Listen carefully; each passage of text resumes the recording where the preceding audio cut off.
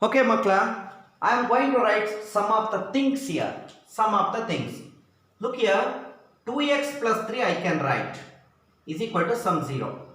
X square minus 5x plus 7 is equal to some 8 you can take. And 3 sin x minus 4 sin x plus e power x is equal to some 3, for example. E power 5x minus 2 power x plus 3 power x is equal to some 10.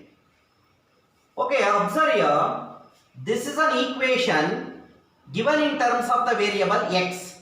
This is an equation written in terms of x, equation in terms of x, equation in terms of x. ಹಾಗಾದ್ರೆ ಇಲ್ಲಿರ್ತಕ್ಕಂಥ functions ನೆಲ್ಲ I can treat it as f of x. f of x is equal to some 0, 8, 3, 10, some constant.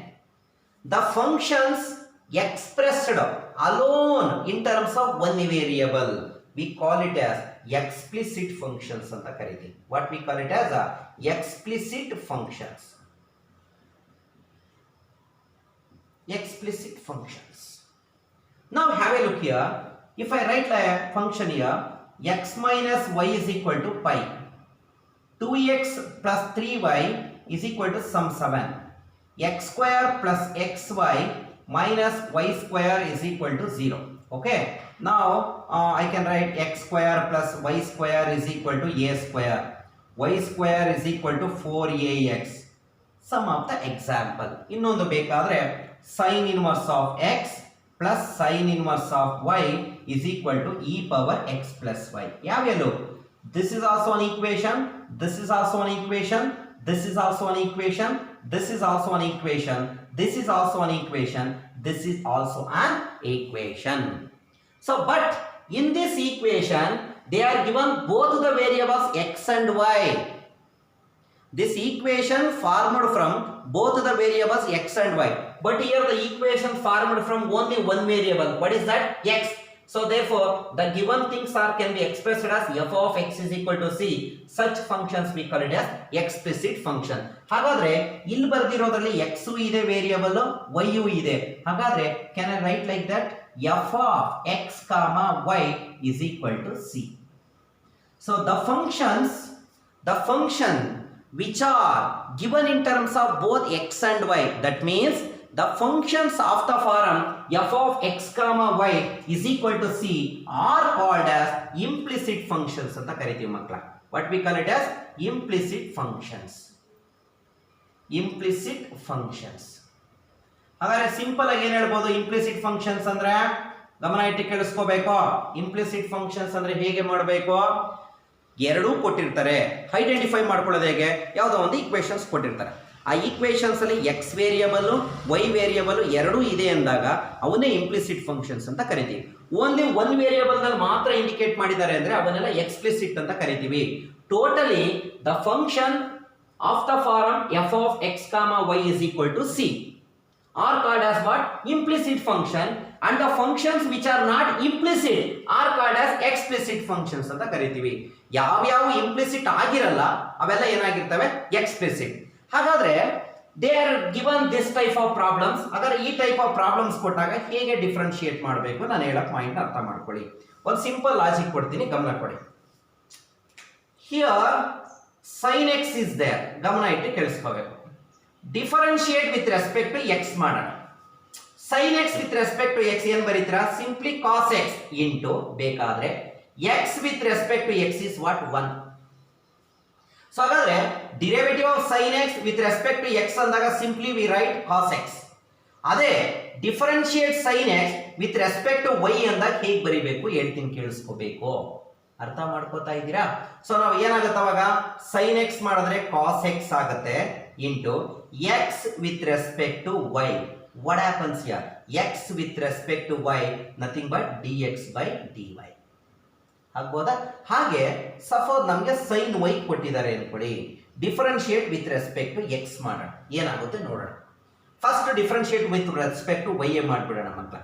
sin y ಮಾಡಿದ್ರೆ ಏನಾಗುತ್ತೆ? cos y into y with respect to y is 1. ಯಾಕೆ? dy by dy ಬರುತ್ತೆ. Suppose ಏನಾದರೂ x ಇದ್ರೆ sin y ಮಾಡಿದ್ರೆ cos y into y with respect to x is what? dy by dx. ಹಾಗಾದ್ರೆ with respect to x ಅಂತ ಬಂದಾಗ y ಇದೆ ಅಂದ್ರೆ further you have dy by dx. ಈಗ ನೋಡಿ, ಹೇಗಾದ್ರೆ ಎಕ್ಸ್ ಕ್ಯೂಬ್ ಇದೆ, ವಿತ್ ರೆಸ್ಪೆಕ್ಟ್ ಟು ಎಕ್ಸ್ ಮಾಡ್ತಾ ಇದ್ದೀನಪ್ಪ, not with respect to y, with respect to ಏನ್ ಮಾಡ್ತಾ ಇದ್ದೀನಿ? ಎಕ್ಸ್. ಓಕೆ, ನೋಡೋಣ. ಹಾಗಾದ್ರೆ ಎಕ್ಸ್ ಕ್ಯೂಬ್ ನ ವಿತ್ ರೆಸ್ಪೆಕ್ಟ್ ಟು ಎಕ್ಸ್ ಮಾಡಿದ್ರೆ ಏನಾಗುತ್ತೆ? 3x² ಇಂಟು 1 ಅಂತ ಬರೀಬಹುದಾ? ಆ 1 ಯಾವುದು? X with respect to x. ಅದೇ ವೈ ಕ್ಯೂಬ್ ಇದ್ರೆ ಫಸ್ಟ್ ಪವರ್ ರಿಡ್ಯೂಸ್ ಮಾಡಿ, ಏನಾಯ್ತು? 3y² into y with respect to x is what? dy by dx. Suppose e power x ಇದೆ, derivative of e power x with respect to x ಅಂದ್ರೆ e power x only. e power y ಇದೆ, derivative of e power y with respect to x ಅಂದ್ರೆ derivative of e power y is e power y into y with respect to x ಏನು ಬರುತ್ತೆ? dy by dx.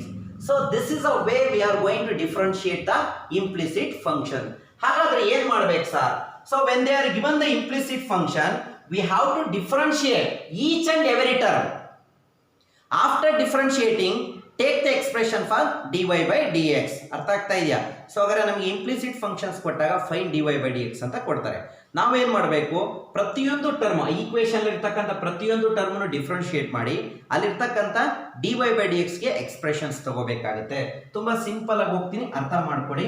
Very very easy. Okay, ಹಾಗಾದ್ರೆ point ಏನ್ ಬರ್ಕೋತಾ ಇದ್ದೀನಿ? The functions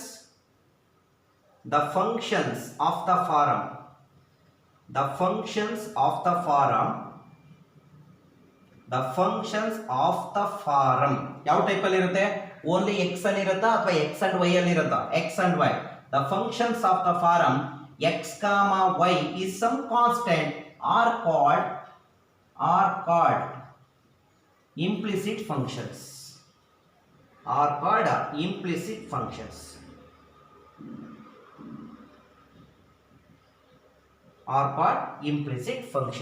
And the functions which are not implicit are called as what? Explicit functions. Okay, when they are given implicit function, if the given function is implicit,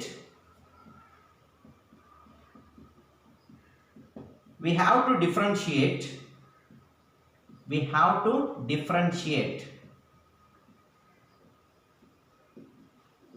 every term of the